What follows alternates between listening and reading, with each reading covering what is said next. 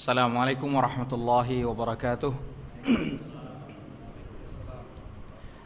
Innal hamdalillah nahmaduhu wa nasta'inuhu wa nastaghfiruh wa na'udzu billahi min shururi anfusina wa min sayyiati a'malina. Man yahdihillahu fala mudilla lahu wa man yudlil fala hadiya lahu. Asyhadu an la ilaha illallah wahdahu la syarika lah wa asyhadu anna Muhammadan 'abduhu wa rasuluh. Allahumma salli ala Muhammad wa ala ali Muhammad kama sallaita ala Ibrahim wa ala ali Ibrahim innaka Hamidum Majid. Ya ayyuhalladzina amanu taqullaha haqqa tuqatih wa la tamutunna illa wa antum muslimun. Ya ayyuhan nasu taqu rabbakumul ladzi khalaqakum min nafsin wahidah wa khalaqa minha zawjaha wa batha minhuma rijalan katsiran wa nisaa'a. واتقوا الله الذي تساءلون به والأرحام إن الله كان عليكم رقيبا يا أيها الذين آمنوا اتقوا الله وقولوا قولا سديدا يصلح لكم أعمالكم ويغفر لكم ذنوبكم ومن يطع الله ورسوله فقد فاز فوزا عظيما أما بعد. Alhamdulillah, puji dan syukur senantiasa kita panjatkan kepada Allah Subhanahu wa taala atas segala limpahan nikmat dan karunia yang tiada terhingga. Kemudian salawat beriring salam semoga senantiasa tercurahkan kepada Nabi Muhammad sallallahu alaihi wasallam. Ma'asyiral muslimin, ikhwatal iman, a'azani Allah wa iyyakum. Di antara ibadah yang paling mulia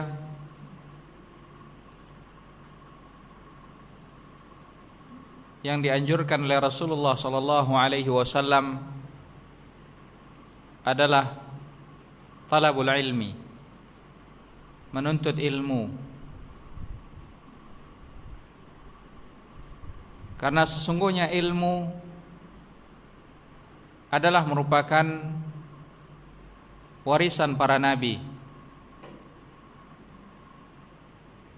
di mana Rasulullah sallallahu alaihi wasallam menjelaskan bahwa wal ulama warathatul anbiya fa innal anbiya lam yuwarithu dinaran wala dirhaman innama warathul ilma faman akhadha bihi akhadha bihadhin wafir. Sesungguhnya para ulama adalah pewaris para nabi, dan nabi tidaklah mewariskan dinar ataupun dirham, akan tetapi mereka mewariskan ilmu, dan siapa yang mengambilnya maka sungguh dia telah mengambil bahagian yang sangat banyak. Ilmu adalah kehidupan.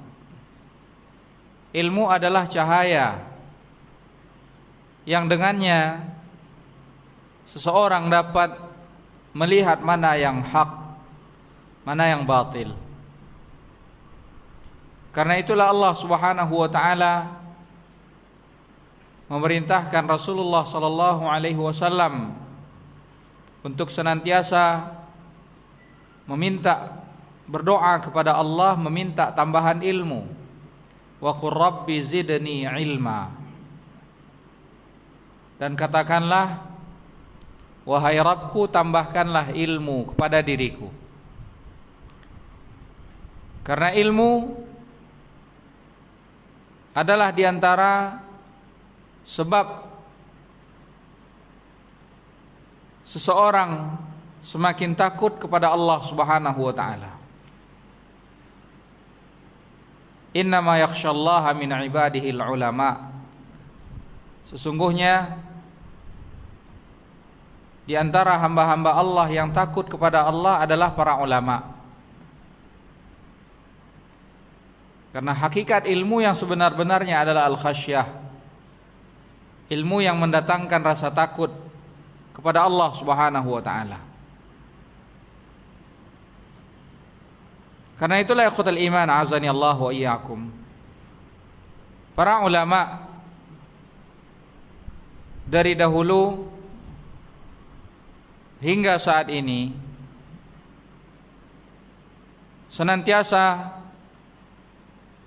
memotivasi kaum muslimin untuk semangat di dalam menuntut ilmu. Al-Imam Ahmad rahimahullahu ta'ala, beliau menjelaskan, al-ilmu la ya'diluhu syai'un idza sahhat niyyatuhu. Sesungguhnya ilmu tidak ada sesuatu apapun yang menandingi nilainya. Tidak ada suatu apapun yang setara nilainya dengan ilmu apabila niatnya benar, yaitu hendaknya seorang di dalam menuntut ilmu meniatkan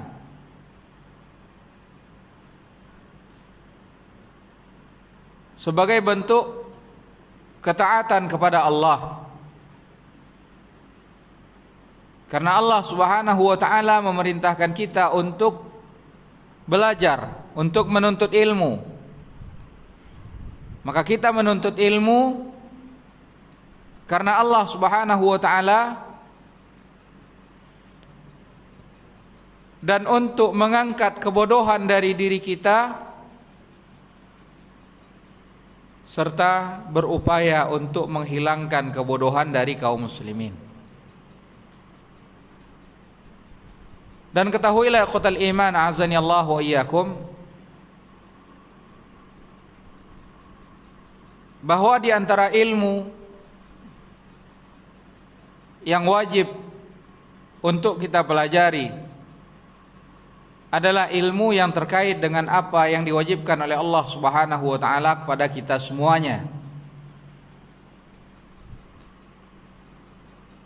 Dan hal yang pertama yang didakwahkan oleh Rasulullah sallallahu alaihi wasallam adalah mengajak manusia untuk mentauhidkan Allah Subhanahu wa ta'ala. Maka di antara hal yang wajib untuk kita ketahui terlebih dahulu adalah bagaimana kita mentauhidkan Allah Subhanahu wa ta'ala.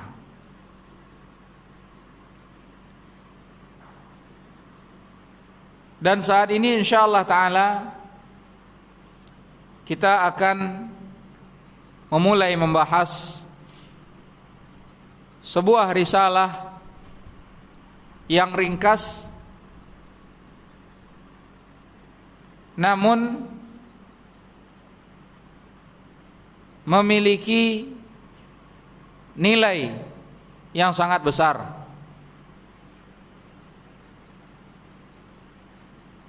Insyaallah ta'ala kita akan membahas risalah, salah satu risalah dari sekian banyak risalah yang ditulis oleh Syekhul Islam Muhammad bin Abdul Wahhab rahimahullahu ta'ala, yaitu Al-Usul Ats-Tsalatsah, 3 landasan utama. Risalah ini adalah merupakan salah satu risalah yang ringkas namun memiliki kandungan makna yang sangat luas. Para ulama dari dahulu hingga sekarang senantiasa memberikan perhatian khusus terhadap risalah yang ditulis oleh Syekhul Islam Muhammad bin Abdul Wahhab rahimahullahu ta'ala ini. Hal tersebut ditandai dengan banyaknya perhatian mereka. Apakah itu dengan mengajarkan, atau dengan menghafal, atau dengan menjelaskan risalah yang ringkas ini. Dan begitulah seharusnya seorang penuntut ilmu. Hendaknya di dalam menuntut ilmu mereka tidak tergesa-gesa dan mengawali langkah mereka dari sesuatu yang ringkas. Hendaknya di dalam menuntut ilmu bertahap, selangkah demi selangkah, tidak langsung ingin mendapatkan sesuatu yang banyak. Karena sebagaimana dikatakan, man ramal ilma jumlatan dhahaba anhu jumlah.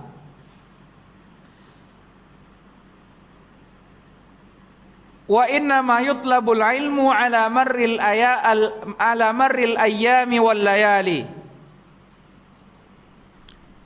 Siapa yang ingin mendapatkan ilmu secara banyak sekaligus, dhahaba anhu jumlah, maka ketika hilang, maka yang hilang pun akan sekaligus banyak. Kalau seorang ingin mendapatkan sesuatu secara instan, banyak sekaligus, maka hilangnya pun akan banyak sekaligus. Wa inna ma yutlabul ilmu ala marril ayyami wal layali. Ketahuilah bahwasanya untuk menuntut ilmu tersebut, ilmu itu akan didapatkan seiring dengan berlalunya hari-hari dan berlalunya malam-malam. Dan ini adalah merupakan satu hal yang hak, di mana ketika seorang mendapatkan suatu permasalahan yang kecil, sebelum mereka membahas permasalahan-permasalahan yang besar, maka inilah jalan yang benar di dalam menuntut ilmu. Sebagaimana dikatakan, al-yawma ilmun wa ghadan mithluh min nukhabil ilmi allati tultaqat yuhassilul mar'u biha hikmatan wa innamas sailu ijtima'un nuqat. Dikatakan al-yawma ilmun wa ghadan mithluh. Sesungguhnya apa yang didapatkan hari ini adalah merupakan suatu ilmu. Wa ghadan mithluh. Dan apa yang didapatkan esok hari juga merupakan ilmu sebagaimana yang kita dapatkan hari ini. Wa ghadan mithluhu min nukhabil ilmi allati tultaqat. Dan begitu pula keesokan harinya adalah juga merupakan ilmu yang akan dipungut. Min nukhabil ilmi allati tultaqat yuhassilul mar'u biha hikmatan. Dari sekian banyak tetesan-tetesan ilmu yang diambil, maka dari situlah seseorang akan mendapatkan suatu hikmah. Wa innamas sailu ijtima'un nuqat. Dan ketahuilah bahwa sesungguhnya aliran air atau banjir yang datang itu berasal dari tetesan-tetesan hujan yang berkumpul. Jadi ini memberikan isyarat kepada kita bahwa di dalam belajar seseorang butuh usaha, Tidak ada yang dapat diperoleh secara instan. Belajar sedikit demi sedikit. Jangan ingin mendapatkan sesuatu yang banyak secara sekaligus. Dan itu pula lah yang dicontohkan oleh para sahabat radhiyallahu anhum dahulunya. Sebagaimana Abdullah bin Mas'ud radhiyallahu an, beliau mengatakan, "Kunna la natajawazu 10 ayat." Kami dahulunya tidak pernah dalam mempelajari Al-Quran melebihi 10 ayat. Sampai hatta na'lamaha wa na'mala biha. Sampai kami benar-benar memahaminya, kami benar-benar mempelajarinya, dan kami mengamalkan apa yang terdapat di dalamnya. Maka inilah yang harus ditanamkan di dalam diri seorang talibul ilmi. Ketahuilah ikhwatal iman, a'azani Allah wa iyyakum, bahwa suatu bangunan tidaklah dia dapat berdiri kokoh, tegak, menjulang ke langit kecuali apabila landasannya itu telah kuat. Maka itu pula lah yang harus kita bangun di dalam menuntut ilmu. Hendaknya kita membangun pondasi yang kuat dalam berbagai macam bidang ilmu pengetahuan, dan membangun pondasi yang kuat tersebut adalah dengan menguatkan dasar-dasar dari ilmu itu sendiri. Dan ketahuilah ikhwatal iman, a'azani Allah wa iyyakum, bahwa apa yang ada di depan kita saat ini, yaitu risalah al-usul ats-tsalatsah, adalah di antara salah satu risalah ringkas yang berisikan dalil-dalil dari Al-Quran ataupun dari sunnah Rasulullah sallallahu alaihi wasallam terkait 3 permasalahan yang kita akan dipertanyakan oleh Allah Subhanahu wa taala nantinya ketika kita telah berpindah dari alam dunia ke alam barzakh. Kita akan ditanya oleh Allah Subhanahu wa taala. Kita akan ditanya oleh Allah Subhanahu wa taala tentang man rabbuk wa ma dinuk wa man nabiyyuk. Siapa Rabbmu? Apa agamamu? Dan siapa nabimu?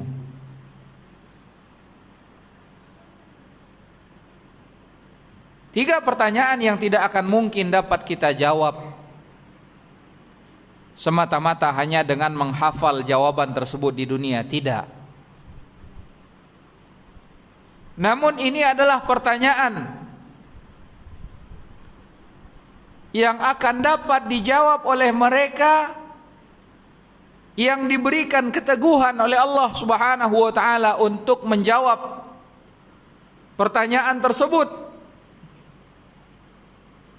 Sebagaimana di dalam hadis Al-Bara bin Azib radhiyallahu an, di mana di situ Nabi sallallahu alaihi wasallam mengatakan fayatihil malakan, maka datang kepadanya dua orang malaikat, fayujlisani fayaqulani lah, datang kepadanya 2 orang malaikat yang malaikat ini mendudukkan si mayit tersebut dan dia berkata, kedua malaikat tersebut berkata kepada si mayit, man rabbuk? Fayaqulu rabbi Allah. Fayaqulan ma dinuk? Lantas mereka pun berkata, apa agamamu? Maka si mayit menjawab, diniyal Islam, agamaku adalah Islam. Kemudian kedua malaikat tersebut pun kembali berkata, "Ma hadzal rajulul ladzi bu'itsa fikum?" Siapakah orang yang diutus ini kepada kalian? Maka dia pun menjawab, "Huwa Rasulullah." Ini keteguhan yang Allah berikan kepada orang-orang yang beriman. Yutsabbitullahu alladhina amanu bil qawli tsabiti fil hayatid dunya. Allah akan memberikan keteguhan kepada orang-orang yang beriman dengan apa yang mereka yakini, dengan kalimat yang mereka yakini di dalam kehidupan dunia. Ikhwatal iman, azani Allah wa iyyakum. Risalah yang ditulis oleh Syekhul Islam Muhammad bin Abdul Wahhab rahimahullahu taala ini diawali oleh muallif rahimahullahu taala dengan beberapa risalah yang sangat bermanfaat.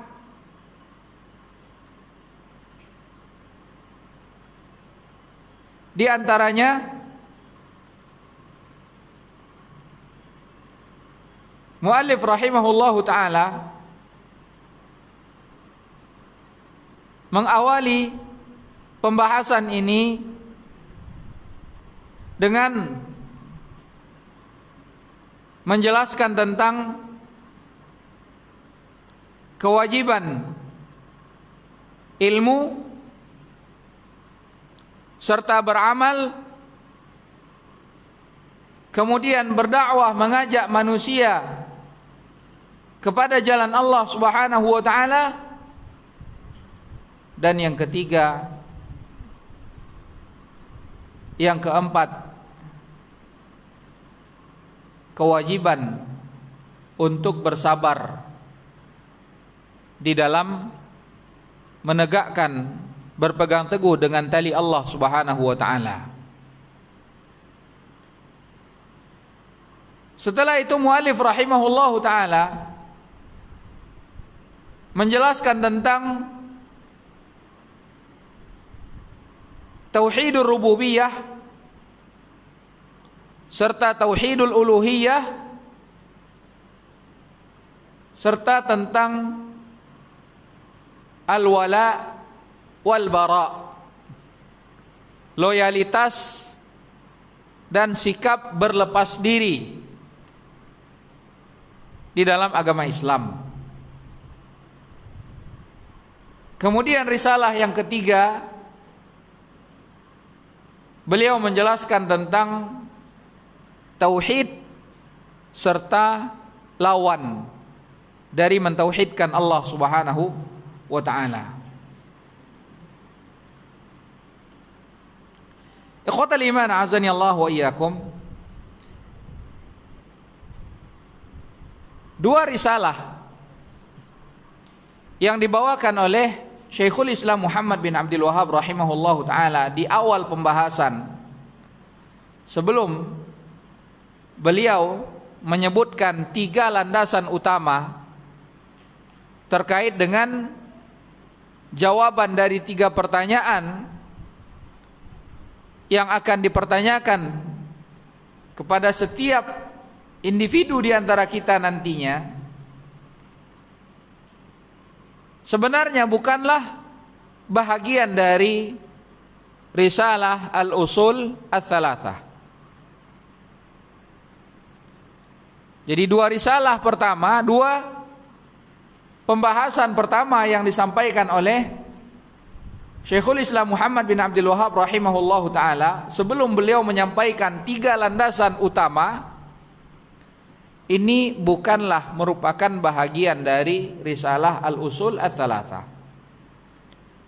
Akan tetapi karena pentingnya bahasan yang terkandung di dalam dua risalah tersebut, maka kedua-duanya digabungkan menjadi satu dengan al-usul ats-tsalatsah. Sebagaimana yang kita lihat saat ini di dalam risalah yang ada di hadapan kita. Muallif rahimahullahu taala, kita akan mulai pembahasan dari al-usul ats-tsalatsah ini. Qala al-muallif rahimahullahu taala, Syekhul Islam Muhammad bin Abdul Wahhab rahimahullahu taala, Bismillahirrahmanirrahim. I'lam rahimakallah annahu yajibu alaina ta'allumu arba'i masail. Di sini muallif penulis mengawali tulisannya dengan mengucapkan Bismillahirrahmanirrahim.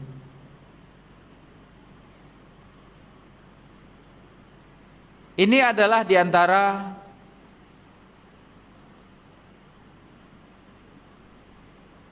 metode yang beliau contoh dari Al-Quran, dan begitu pula dari hadis Nabi sallallahu alaihi wasallam. Sebagaimana di dalam Al-Quran Allah Subhanahu wa taala menyebutkan tentang risalah yang ditulis oleh Sulaiman alaihi salam. Nabi Sulaiman alaihi salam, innahu min Sulaiman wa innahu bismillahirrahmanirrahim.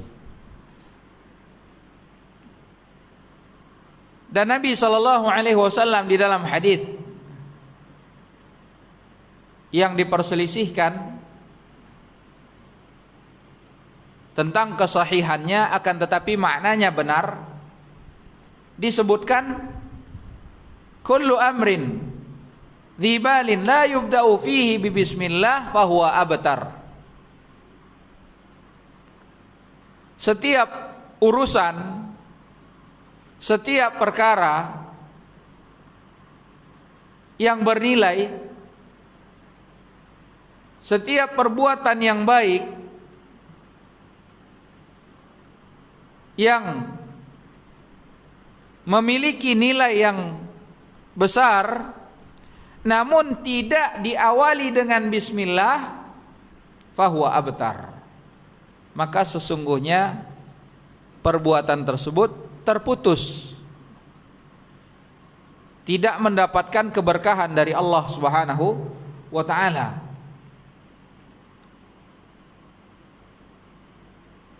Maka hendaknya segala sesuatu yang hendak kita lakukan atau segala sesuatu yang hendak kita ucapkan,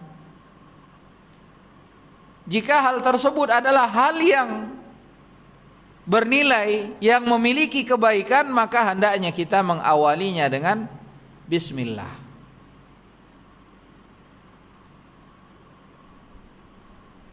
Karena di situ juga terdapat upaya untuk meluruskan niat kita.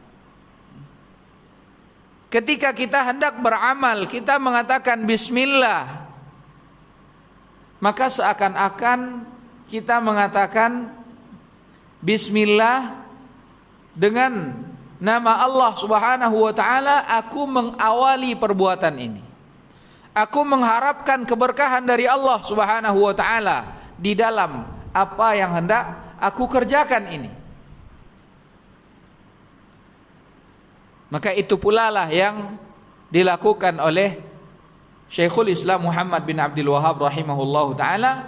Beliau mengawali tulisan beliau ini dengan mengucapkan bismillah. Kemudian setelah itu beliau mengatakan i'lam rahimakallah. I'lam rahimakallah. I'lam artinya ketahuilah. Setelah itu beliau berdoa, rahimakallah, semoga Allah Subhanahu wa taala memberikan rahmat kepada engkau. Ikhwatal iman azani Allah wa iyyakum. Apa yang beliau lakukan ini adalah merupakan hal atau suatu hal yang patut untuk selalu kita perhatikan.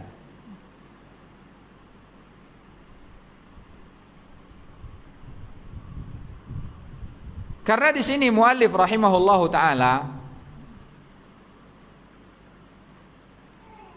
mendoakan mereka yang akan beliau ajak kepada jalan Allah Subhanahu wa taala. Mendoakan agar Allah Subhanahu wa taala memberikan rahmat kepada mereka.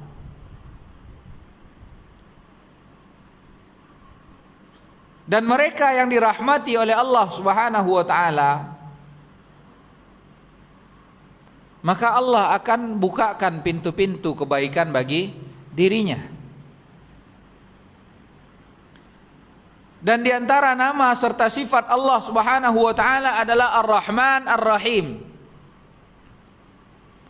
Ar-Rahman yang artinya adalah zat yang maha memiliki rahmat yang sangat luas. Dan di antara rahmat Allah Subhanahu wa taala, di antara kasih sayang Allah, Allah Subhanahu wa taala mengutus rasulnya. Di antara rahmat Allah Subhanahu wa taala, Allah menurunkan kitabnya. Di antara rahmat Allah Subhanahu wa taala, Allah tidak mengadab seseorang sampai Allah SWT mengutus kepada mereka seorang rasul. Wa ma kunna mu'adzibina hatta nab'atha rasula. Kami tidak akan mengazab suatu kaum sampai kami mengutus seorang rasul. Di antara rahmat Allah Subhanahu wa taala, Allah bukakan pintu hati seseorang untuk menerima hidayah. Maka lihat betapa luasnya cakupan makna dari doa yang disampaikan oleh penulis rahimahullahu taala. Beliau mendoakan siapa saja yang membaca, yang mempelajari risalah yang beliau tulis ini, i'lam rahimakallah. Maka begitu pula sebagaimana beliau telah berbuat baik mendoakan siapa saja yang membaca tulisan beliau ini, maka begitu pula lah sebagai bentuk perwujudan dari mentaati apa yang diperintahkan oleh Rasulullah sallallahu alaihi wasallam, man sana'a ilaikum ma'rufan fakafi'uh. Siapa yang berbuat kebaikan kepada kalian, maka balaslah kebaikan tersebut.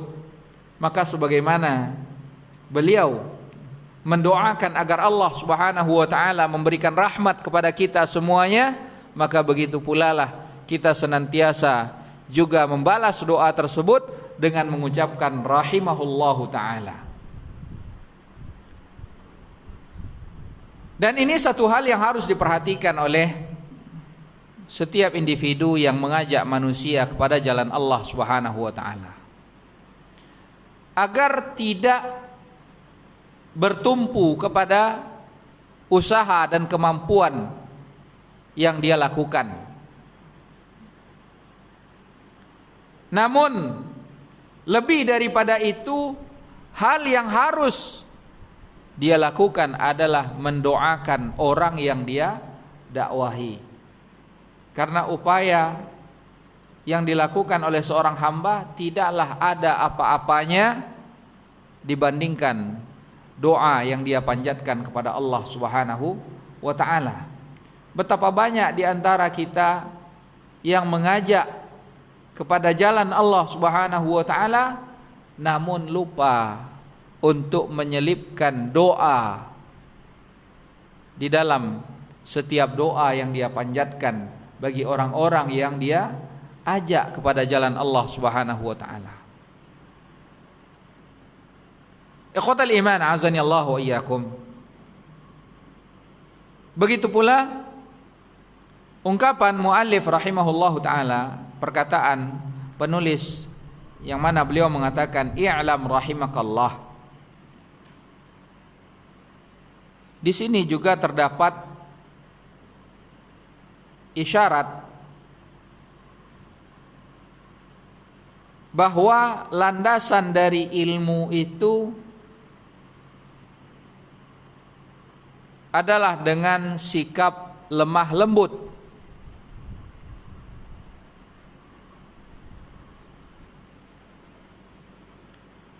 Lemah lembut di dalam menyampaikan dan lemah lembut terhadap orang yang diajarkan. Allah Subhanahu wa taala menyebutkan tentang Rasulullah sallallahu alaihi wasallam, "Fabima rahmatin minallahi linta lahum walau kunta faddan ghalidhal qalbi lam faddu min haulik."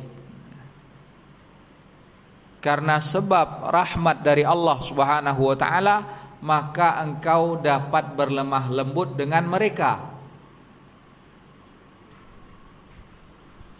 Walau kunta faddan ghalidhal qalbi, kalaulah sekiranya engkau itu memiliki sifat atau sikap yang keras, yang kasar, serta hati yang keras, lam faddu min haulik, maka sesungguhnya mereka akan menjauh dari sisimu.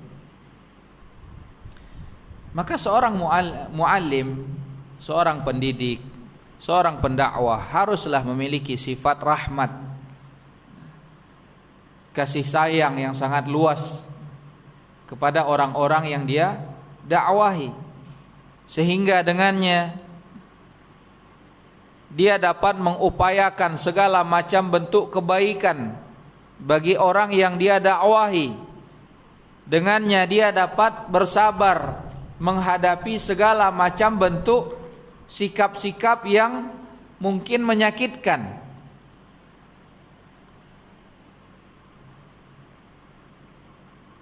Dan Rasulullah sallallahu alaihi wasallam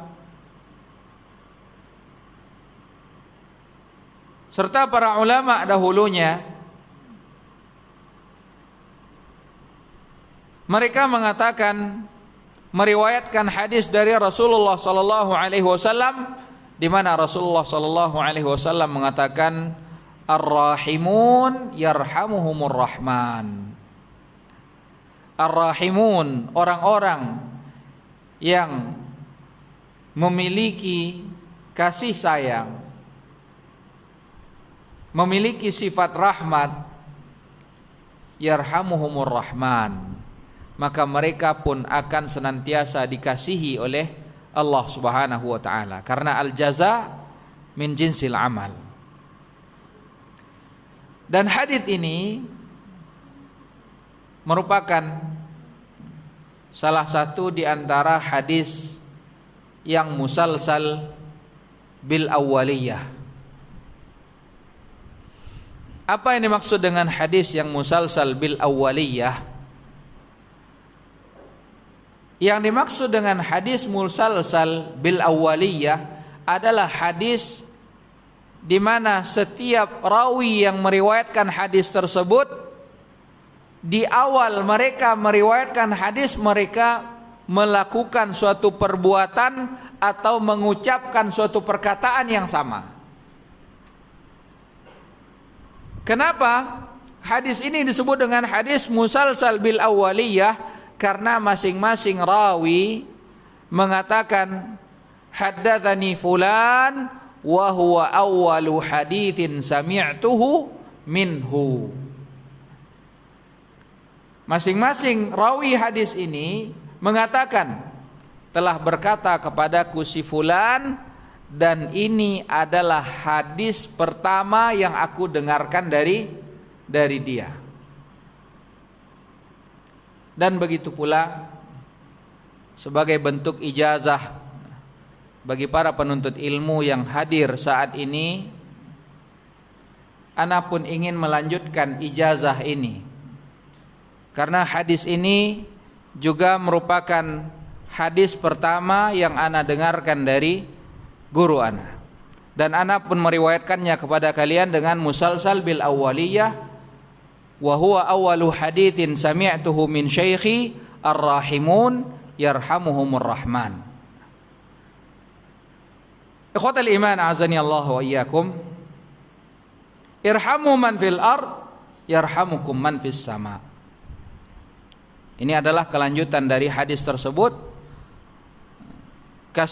Kasihanilah, rahmatilah mereka yang ada di bumi, maka niscaya insyaallah taala mereka yang ada di langit pun akan merahmati kalian, karena al jaza min jinsil amal. Lihatlah bagaimana Allah Subhanahu wa taala memberikan balasan bagi mereka yang berbuat kebaikan. Seperti yang sering kita dengar adalah kisah seorang wanita yang diampuni dosa-dosanya, dimasukkan ke dalam surga hanya karena dia memberikan minuman kepada seekor anjing yang sedang kehausan. Ini adalah salah satu bentuk sifat rahmat, kasih sayang. Mereka yang mengasihi makhluk Allah Subhanahu wa taala, maka Allah Subhanahu wa taala pun akan membalas dengan memberikan rahmat kepada orang tersebut. Ikhwatal iman azani Allah wa iyyakum, kita pending sejenak kajian kita, insyaallah kita akan lanjutkan setelah salat nantinya. Wassallallahu ala nabiyina Muhammad wa ala alihi wa sahbihi wasallam. Wassalamualaikum warahmatullahi wabarakatuh.